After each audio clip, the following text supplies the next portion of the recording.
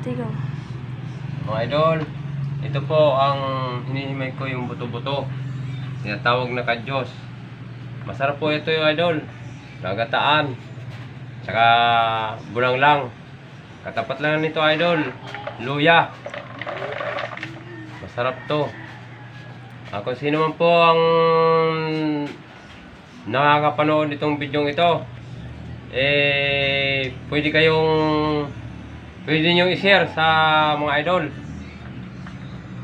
sa buong mundo. Pwede nyo po ito i-share. Kung kayo man po gusto makatikim, panoorin nyo to.